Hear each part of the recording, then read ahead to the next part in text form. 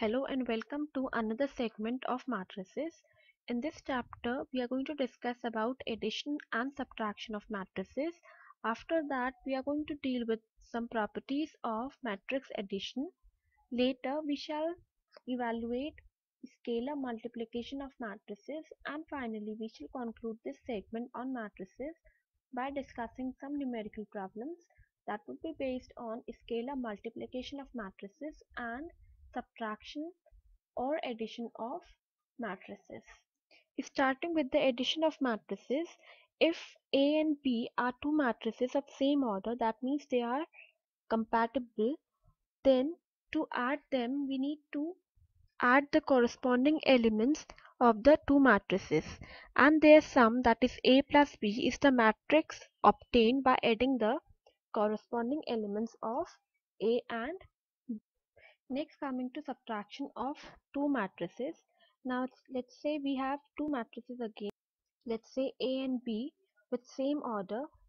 That means they are compatible for subtraction, and their difference, that is A minus B, is the matrix obtained by subtracting the elements of B from the corresponding elements of A. Now coming to the properties of matrix addition. The first property of matrix addition states that the addition of two comparable matrices is commutative, that is, the sum obtained by adding two matrices A plus B is equal to B plus A. The second property of matrix addition is associative property, according to which if we have three matrices, let's say A, B and C, of same order, then the sum obtained by adding the elements of matrices A and B along with C is equal to the sum of matrix obtained by B plus C along with A, that is A plus B plus C is equal to A plus B plus C. Next is the existence of additive identity, which states that for any matrix A, there exists a null matrix O of the same order such that the sum obtained by the addition of A and the null matrix is equal to the sum obtained by addition of the null matrix along with A, which is equal to A, which is the given matrix. Next, coming to existence of additive inverse. For any matrix, let's say A, of order m by n, there exists a matrix minus A whose elements are obtained by putting a negative sign onto the elements of A matrix, such that the addition of A and its inverse minus A gives us the null matrix, that is O, or we can say that the addition of the inverse of A along with A gives us the null matrix again of same order as of A and minus A. Next we have a multiplication of a matrix by a scalar or a number, let's say K. In this type of multiplication, we multiply each element of A by a constant K and its value is denoted by Ka.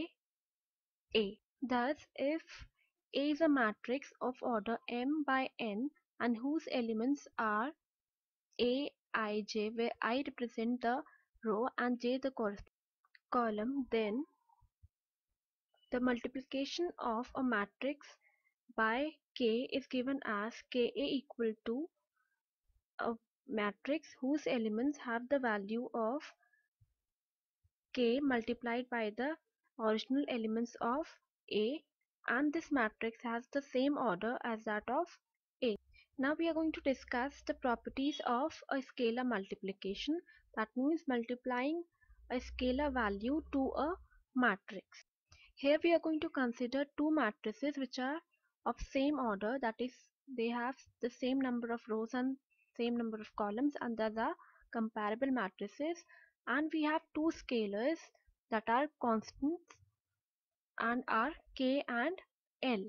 The first property states that the addition of two scalars which are multiplied to a matrix gives us a value of Ka plus La, where A is a matrix and K and L are scalars. The next property states that if a scalar is multiplied to the matrix that is obtained by adding two compatible matrices, that is A and B here, is equal to Ka plus Kb.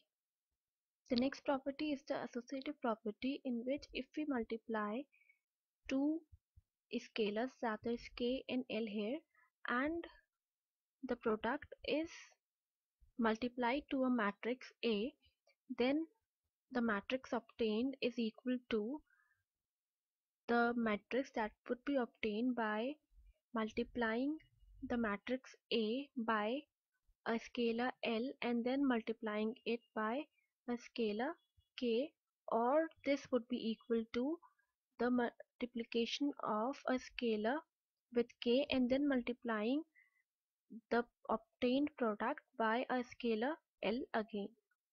The next property states that if we multiply a matrix A by unity, then the product obtained or the matrix obtained is same as that of the original matrix, that is A. Next, if we are going to multiply the given matrix A by -1, then the obtained matrix has the elements negative of that of the original matrix. Finally, we are going to deal with the numerical problem that would be based on scalar multiplication and addition of matrices. In the given problem, we are supposed to find the value of a scalar k in the given matrix equation. Now, as we can make out, this equation requires scalar multiplication and addition of two matrices. Now, using scalar multiplication in the first and second matrix in the right and left hand side of the given matrix equation, we have the first matrix as 2, 4, 6.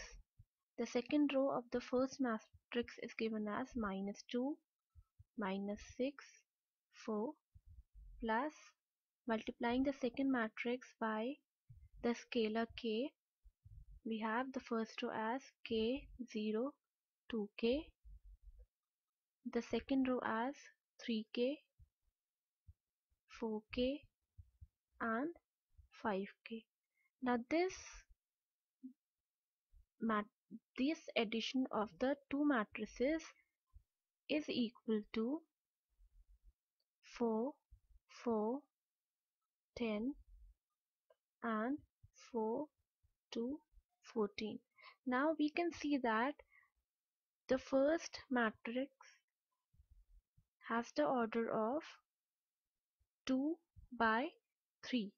Similarly, the second matrix has the order of 2 by 3, and the third matrix on the right hand side 2 has the matrix of 2 by 3. That means these three matrices are comparable and thus addition can be performed. Therefore, the matrices on the left hand side can be rewritten after performing the addition as 2 plus k, 4 plus 0, 6 plus 2k. The second row is given as -2 plus 3k, -6 plus 4k, 4 plus 5k. This is equal to a matrix whose values are 4, 4, 10, and 4 to 14. Now, since these two matrices are comparable, thus we can substitute that 2 plus k is equal to 4. This gives us a value of 2 for k. Similarly, we can equate the first row second element, which is 4 plus 0 equal to 4, 6 plus 2k equal to 10. That means 2k is equal to 4. This further gives us the value of 2, which was earlier obtained. Thus, by using scalar multiplication and the addition of two matrices, we have find the value of k, which is equal to 2. Thus, we conclude the second chapter or the second segment on matrices.